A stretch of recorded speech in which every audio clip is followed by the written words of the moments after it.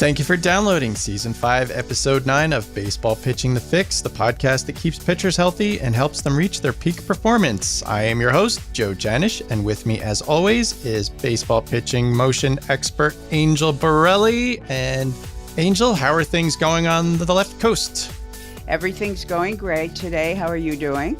It is hot and sticky and humid, and it's the dog days of the first week of August here on the right coast. And I just can't wait to get started because I feel like things are going to cool me off. Oh, that's great. Yeah, we have a few different things to talk about today. In Lessons from MLB, we were going to be discussing how a clean MRI is not always necessarily good news. In the teaching moment, we will be discussing flaws in the glove arm, specifically troubleshooting the 7 most common glove arm flaws. And then in the 9th inning, we kind of keep that a secret because you like to not tell me what's going on, but maybe you'll let me know this time. That's right. I never tip my pitches. All right. Well, we'll leave that as the mystery. Let's get started with Lessons from MLB. So as with every single season and every single month and every single week, there are major league pitchers that are going down with injuries. And I feel like a lot of them are the same names. And something that has really bothered me for so many years and continues to bother me is this idea of when pitchers go on, they have maybe it's a forearm issue, an elbow issue, a shoulder issue, whatever it is. They go for an MRI and that MRI comes back clean. And then the idea is that, well, okay, the MRI is clean. There's quote unquote, no structural damage. So everything is good. And for example, once again, I have to bring up our Long Island local Steven Matz of the New York Mets. I feel like we talk about him every episode. He was recently put on the disabled list because of a flexor pronator strain in his left arm. And, the headline in the newspaper was why this disabled list stint for Steven Matz provides a silver lining. And the whole idea was that he was diagnosed with this pronator strain. He went to get an MRI and the MRI came back clean. And I want to quote a few things from the article that I read. It said, Matz said he felt some discomfort and tightness before he made a start, but he wasn't overly concerned. It's now August and nobody feels 100% at this point. And he said, quote, honestly, that's why I went out and pitched, because stuff comes up during the season. It's just part of what we do. We're throwing a baseball as hard as we can. Stuff comes up and it's just figuring out, okay, is this something I've got to be worried about or something I can gut through? He said, I've had 3 elbow surgeries, so it is a sigh of relief. Everything is structurally good. And, I read this and I cringe because what's going to happen now is he's going to go on the disabled list. He missed a start already. Maybe he'll miss a second start, but basically he's going to just rest and then he'll come back and do the exact same thing that he was doing before. There won't be any kind of look into or research why he's having the problem in the first place. And that's what I wanted to bring up to you is that, when people read this, like teenage pitchers or parents of pitchers, amateur pitchers, and they find out that an MRI comes back clean after the pitcher's had some kind of pain, that doesn't necessarily mean that's not necessarily good news. I mean, it's good news that nothing's torn, but maybe you can comment on why a clean MRI is not necessarily good news and what pitchers should really be doing when the MRI does come back clean. What I'd like to say is an MRI is not good news if by getting the good news that you didn't tear a ligament, you think that's the end of the story. The ligament is, and we've talked about this so many times with the pattern in which things degrade in order to actually have a ligament damage, because ligaments sort of like if you think of a structure with layers, it's at the bottom layer and the muscles lay over the bones and they are supposed to protect the structures underneath. So if the muscles are weak, and if the muscles don't do their job, then the forces and the fatigue and everything transfers to the actual ligament, and then you have tearing. So if you have muscle fatigue or muscle soreness and you go and get an MRI, and the MRI says you're clean, the ligament isn't torn, all you can say is, yay, my ligament isn't torn. But I better get on top of the soreness because my ligament isn't torn yet, but if the muscle would continue to be sore and show signs of fatigue or whatever it is that has caught your attention, then the next step would be that the ligament would injure itself. Now, what I'm insane about with Matt's is I didn't know he had 3 surgeries. So yes, his first concern is, "Oh no, I hope I don't have to have a 4th one right now." But all he should have done is celebrate for 1 second like, "Whoa, I caught this in time." That should have been the next sentence. "Okay, I caught this in time, Right. and now I've got to fix the soreness so it doesn't go any further." And for someone to have elbow surgery and not realize that the forearm is the issue when you have a breakdown of the ligament in the elbow, because the forearm muscles are the ones that are inserting on the inside of the elbow, and the wrist, the fingers. We talk about this all the time, and this is forearm month, so it's a perfect month to talk about it. Is that if your ligament isn't torn, but if you are in the office having an MRI, there's a reason why that was ordered. And just because it comes back clean, you're already in trouble because you had some sort of symptoms that not only brought you to the doctors, but to where the doctor decided you needed an MRI or an X-ray, depending on whatever the doctor found. So that is how a clean MRI can be bad news. If it gives someone the impression that, okay, now we're done, and now it means I can work through this. You can never ignore forearm stress. Your forearm should not have any stress. And one of the things pitchers should know, and I don't like this thing where, oh, we pitch, we throw hard. I have too many pitchers that pitch all the time and throw hard, and they never have forearm stress. Something is wrong. And if you don't learn to listen to the way the body talks to you, then you are going to end up in a mess. But here's what I'm thinking. When somebody tells me they've had more than one surgery on the body part, a specific body part, my brain says, well, it mustn't be the surgery or the doctor, because there's pretty good doctors that are operating on, these major league pitchers. There's some blind spot that the pitcher has, the owner of the body, as to how he reads and interprets the signals that the body is giving him. And I encourage everyone to start to pay attention to the language of the body, because it has a voice. And when it comes to muscles and injuries, it really, unless it's an acute injury, where you fall down the stairs and you twist your ankle or something happens because it was a moment when there was something that happened. But normally something starts with a low, low whisper, and then it gets louder and louder until you are incapacitated. So what I want pitchers to do, especially with their forearms, is to start to learn the language. It's the same as for the bicep. Tightness is the first thing that will happen, and tightness a lot of times comes because inflammation is starting. But tightness is happening because the stress level actually surpassed the ability of the forearm to relax. It's why I've mentioned this exercise before. It's in my warm-up program. The pitchers take a four-seam grip, and with a straight arm, they rotate their forearm, they pronate, supinate back and forth, and then with the bent arm, they do the same thing. And there's a complicated reason why you have to do both elbow positions, straight and bent. But you've got to relieve the stress, especially when you're throwing exotic pitches. So yes, a clean MRI can be dangerous if someone is only thinking ligament and all they're worried about is making sure my ligament doesn't tear. But the ligament tears as a response to whatever it is you're feeling right now. It just didn't tear yet. So if you ignore those symptoms, and again, if you were even on a table having an MRI, you had a close call that you don't want to have again. So yes, an MRI, A clean MRI is not always good news because it can actually give a person a false sense of security.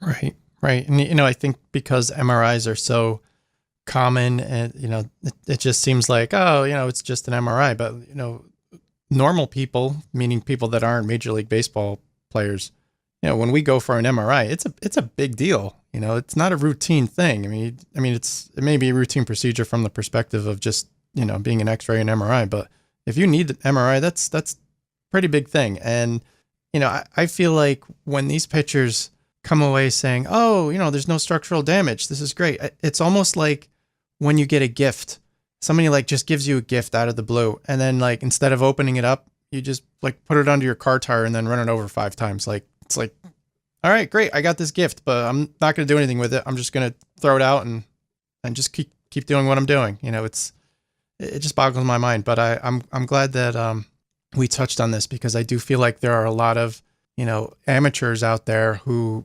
probably have these issues, have a forearm issue, have tightness, have whatever. And then they go for the MRI and the doctor says, oh, everything's great. There's no UCL tear. So don't worry, just rest, take some anti-inflammatories and go back on the mound. Like, no, we have to figure out, what's going on, whether it's you need to strengthen your forearm, getting your exercise book and doing the exercises, taking a look at your mechanics, whatever it is. So there's something that caused it and it doesn't make sense to just go right back. So thank you for that. Let's go into our teaching moment in which we are going to be looking at the glove arm. So Angel, tell us all about the different flaws with the glove arm. Well, what's interesting, and just for people who are new listeners, my specific specialty is troubleshooting. So pitchers come to me. Sometimes they're injured. Sometimes they're not injured at all. They want to be better. Sometimes they're great pitchers and they want to still be better. They have something they feel, whatever. And my job is to see what doesn't look right and then to determine the cause of what caused the thing that I'm seeing that isn't right. So it could be that he's complaining about location, loss of velocity. Something feels wrong. He can't get over his front leg. His follow through feels off. Those are the things that I hear the most frequently. And you would not believe that when I look at the actual thing he's saying, that when I analyze the film to look for the cause, which is never the thing that's wrong, there's something that happens prior to that that causes that thing that he is experiencing. And the glove arm, more than any other part of the body, ends up being the problem. And of course, the pitchers are amazed when they find this out because people don't actually think about the glove arm very much. They're so busy thinking about the location and pushing off, which they think they should do, or striding correctly, or doing whatever. They're always curious about those issues, but very rarely do you hear solid discussions about the glove arm. So there are 7 flaws that are common, and I can tell you that at least in 1 week, all these 7 flaws will be the reason why I had to say something to a pitcher. And when he figures it out and feels what I'm talking about, he is so happy. And it every time corrects the problem that I am associating it with. So, for everyone, I want you to start with, especially you coaches, whenever you're having issues. In fact, watching the glove arm and looking for these issues is kind of a cool thing to do. I mean, most of you don't troubleshoot for a living, but when you're watching your pitcher and you're just watching him in a pen, there may be certain things you always go to. And let's say he's a good pitcher, but these 7 things you may want to just say, hey, let me check out how his glove arm is moving. So these 7 things are so important.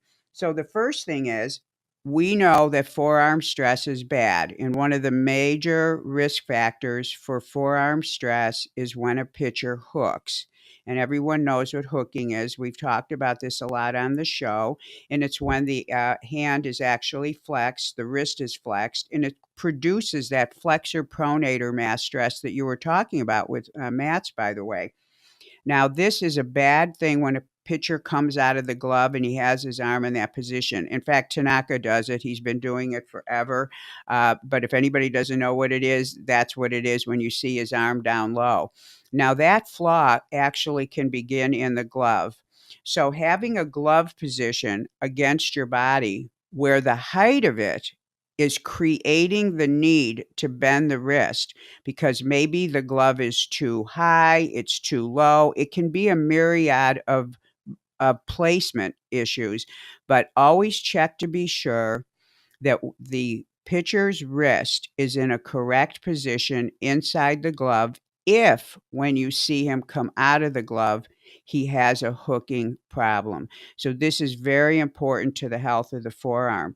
The second thing is, I know you coaches aren't going to believe this, but when I stand behind the rubber and I'm watching the pitcher before I film him or after I film him, if I told you the number of pitchers, and I'm not talking about little kids, the number of pitchers where I can see their fingers around the ball in the glove because they have the glove in such an unusual position that they're not hiding the ball in the glove.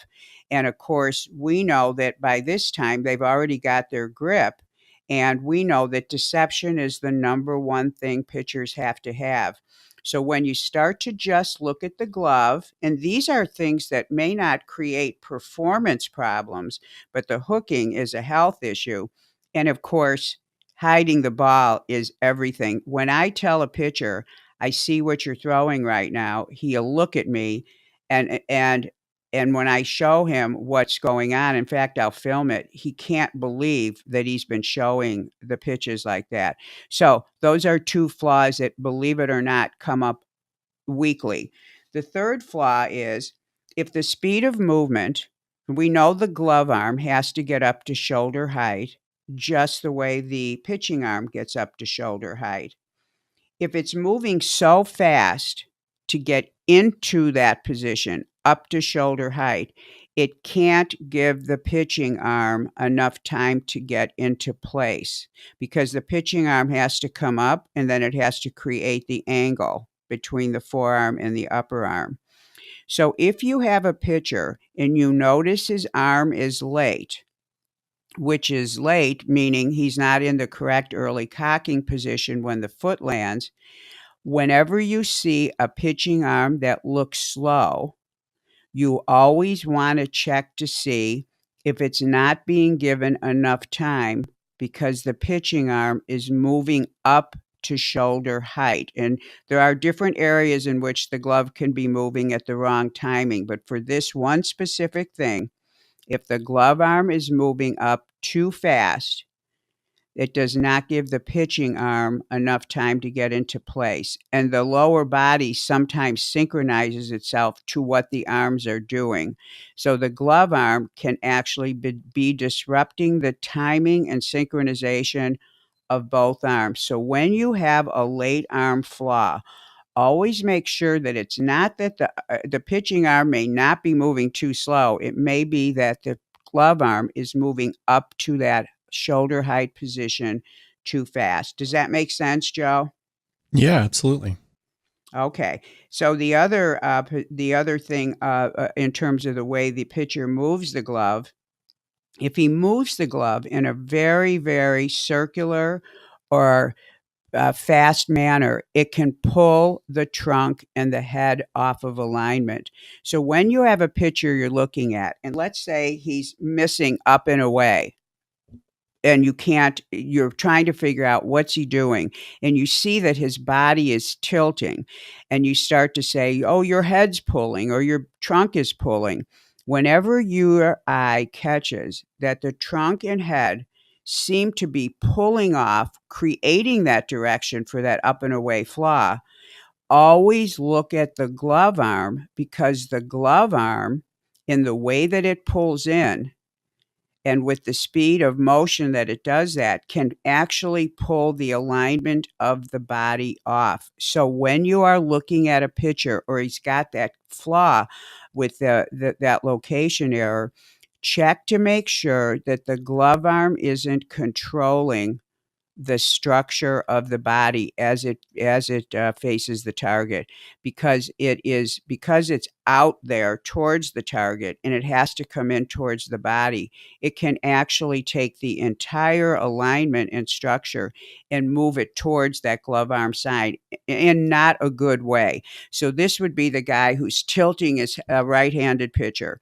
He's tilting his head way to the left, and you can tell that he's way off to the left. His trunk is twisted way to the left. He just looks funny. He's not over his leg. He's to the side of his leg, and he's just completely off. When you see that, especially when you also have the performance issue, look to the glove arm, because the glove arm frequently will be pulling in a manner that creates that. So then you want to look at, well, how's he doing that? Yes, the glove arm is pulling him. How is that actually happening? So that's another thing to look for. So the glove arm is the culprit when you see a structure that's not in alignment. Many times it's the culprit.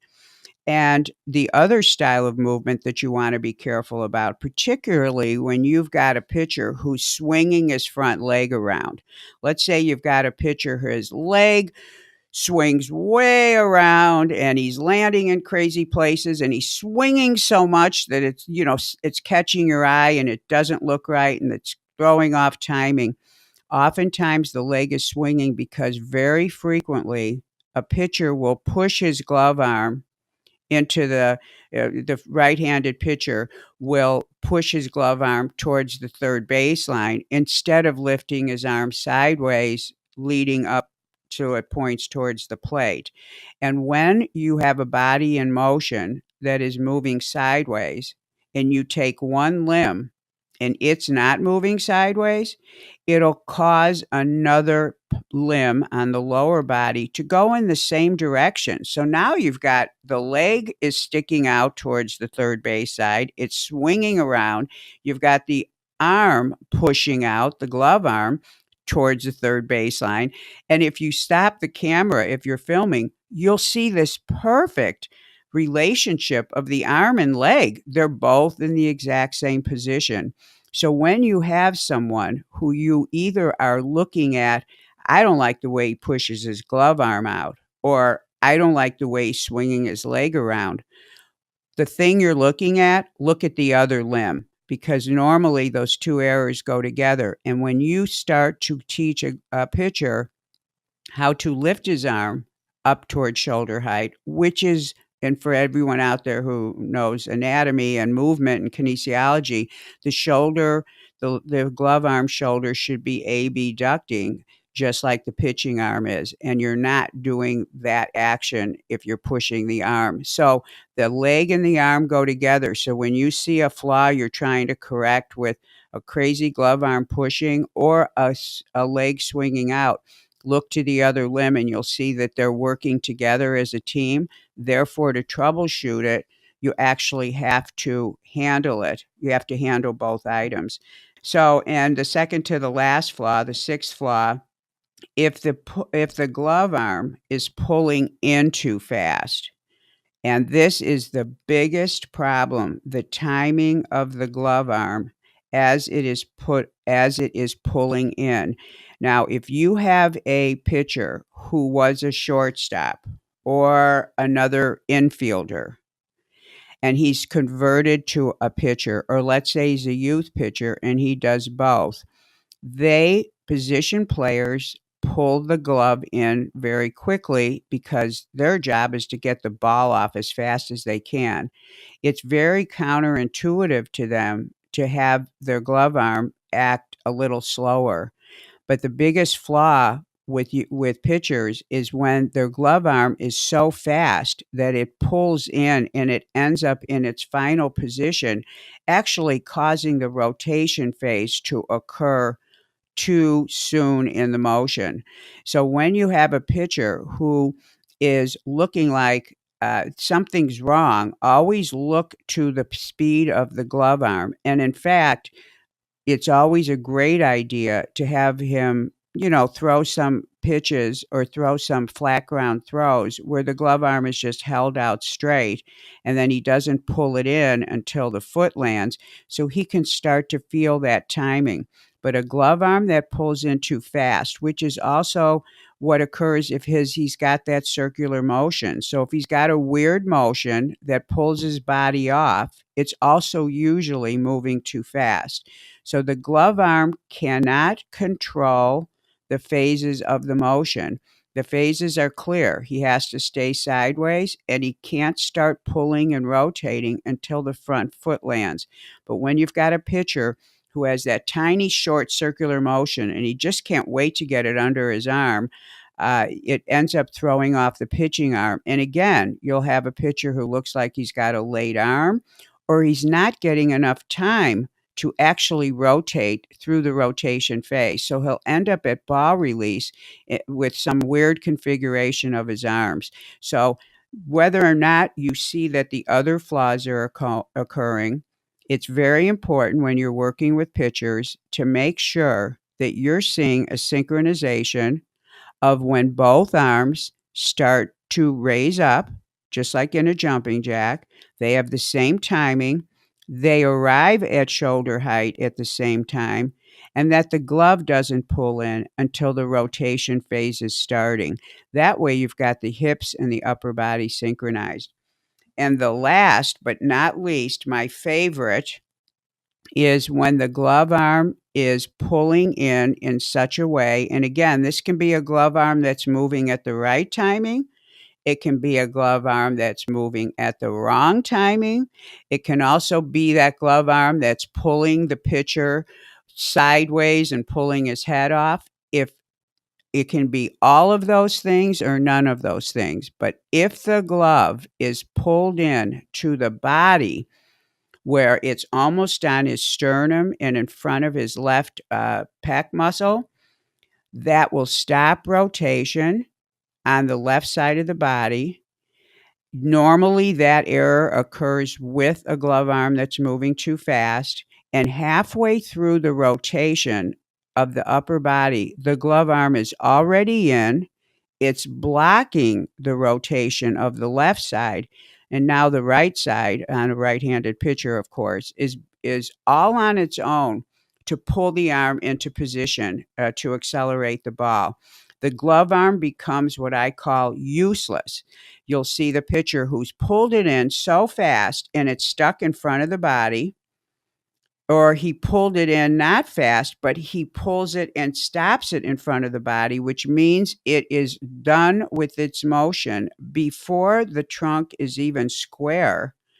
Then what you've got is something that's blocking rotation and actually impeding a normal flow of action that the body has. It would be sort of like having one of the tires on your car stop spinning when the others were still going. It would be a weird jarring motion, and something would happen that isn't smooth, and the sides that are moving would be compromised. So the glove arm stopping in front of the body. And the thing about this is there have been pitching instructors that teach bring the body to the glove. And so then you've got the glove right in the middle of the chest, or you've got bring the glove to the chest, because they're trying to teach direction. The glove arm really should kind of act like a rowing motion, and the glove ends up kind of next to the body, not really in front of it, so that the shoulder blade on the left side can actually move correctly. Because the real issue you get when you get the glove stuck in front of the body is that the shoulder blade can't act correctly, and it will have an effect on the shoulder blade of the pitching arm, and that is something you don't want to affect in a bad way. So believe it or not, these flaws, I would say, and this is, I think, accurate, probably 87% of all the issues that come up with pitchers can be solved with glove arm corrections. It sounds insane, but you can't believe the number of flaws and problems they contribute to. 87%. Yeah.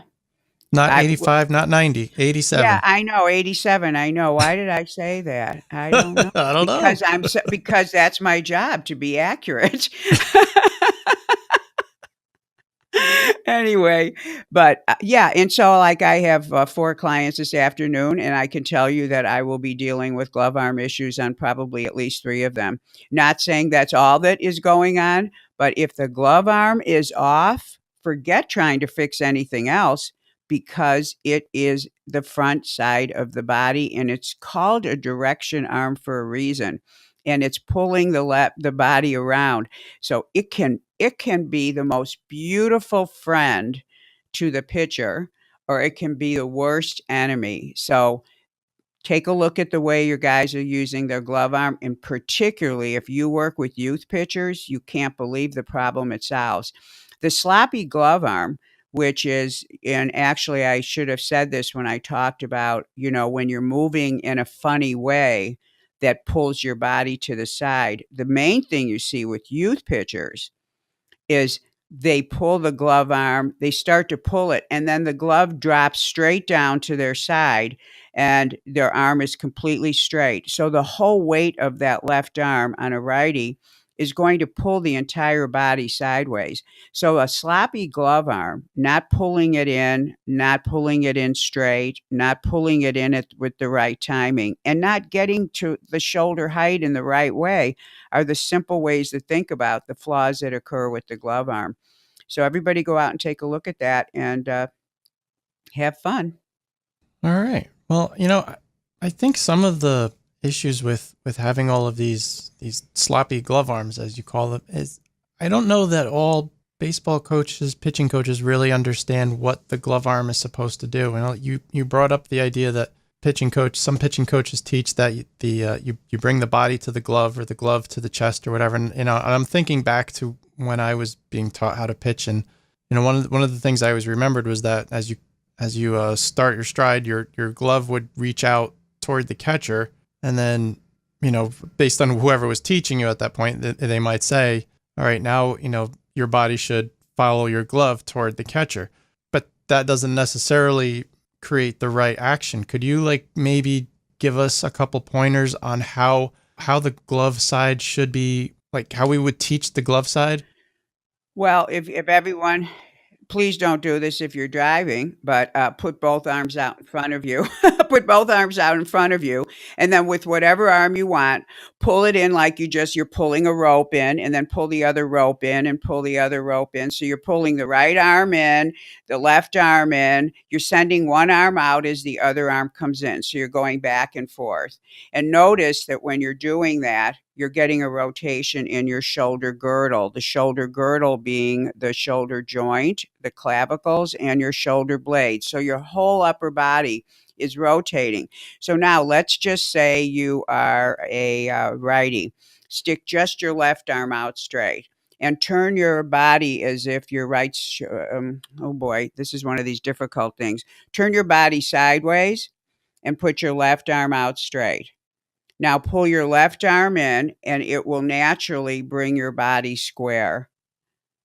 And that is the help it gives the rotation to the shoulder girdle. But more than that, it's doing something with the shoulder blade positioning that is critical. It's retracting. That's the formal word. It's critical to having the right shoulder blade do what it has to do to deliver the ball, which is protracting. So one side's doing one thing and the other side's doing another thing. So here's another way to think of it. The pitching arm does one thing while the left shoulder blade is doing the opposite thing. If the glove is stopping in the front, it's not doing the opposite thing. It's doing the same thing that we want the pitching arm to do. And I'm talking about shoulder blade action. So just me saying they're supposed to be opposite and they end up being the same, that shows you the effect it would have on your throwing motion. Huge, huge problem for velocity production.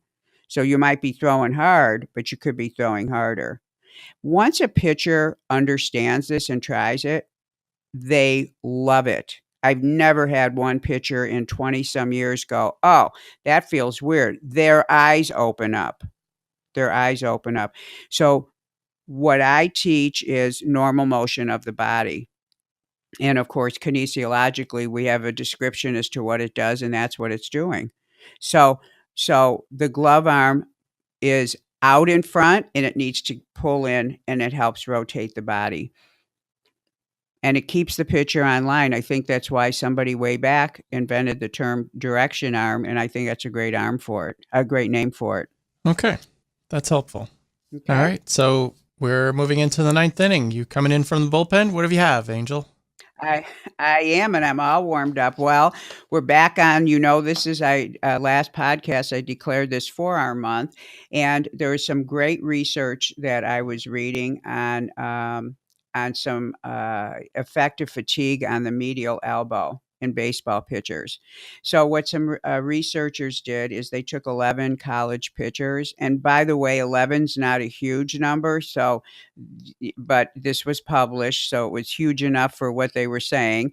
But so 11's not a lot. But I always I take research and I read it and I always apply it in a way that I think is important. But I thought this was a very important article. They had each of them pitch 6 innings. They asked the guys to throw all their pitches. They all threw 15 pitches in an inning. So this was a simulated game. And what they wanted to look at is what happens to the torque, meaning the forces around the middle of the elbow. And let's look at velocity at the same time to see if we see any relationship. And this article is called The Effect of Fatigue on Medial Elbow Torque. So fatigue is the number one issue for why UCLs fail. And fatigue of the forearm is being thought of as the main thing that we don't want to have fatigue. And I think we just got done spending the first part of the show talking about that. We spent the entire last show talking about it. So this is really validation. So here's what they found.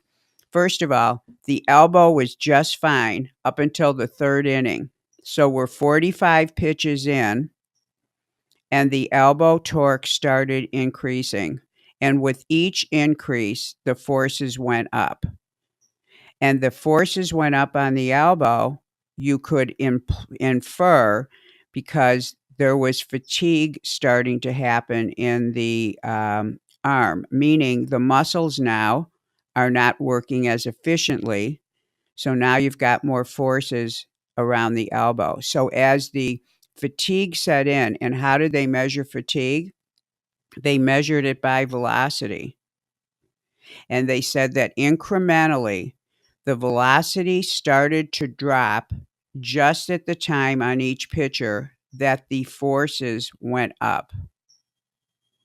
So, and the other piece of this is the shoulder wasn't responsible for any of this this problem. So the forearm seems to be the most sensitive part of the body to fatigue. We know this from other research.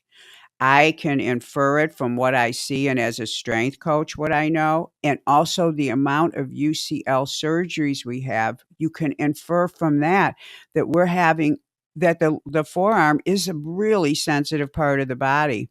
And so here these guys went out and saw that in the third inning, when fatigue was setting in, they got this correlation between the forces that were now the elbow is now being exposed to and the decrease in velocity. So why am I telling everyone this? Because one, if we know fatigue is the major factor, then we want to train the forearm to have more endurance, power endurance capability. So a great forearm workout, if you didn't hear the last podcast, there's one on there. 2, you want to make sure you're following the correct recovery guidelines, because even with a strong forearm, you still have to have recovery. So if you are a coach that puts a pitcher in more than once on a weekend, he's not a closer, he's a starter, twice in one day. And I'm saying this because this happens. I hate that it happens, but I get calls all the time. So if you are a coach and you are not allowing a forearm to recover, then this situation that they found on the third inning of healthy pitchers, you're going to have in the bullpen on this tired pitcher.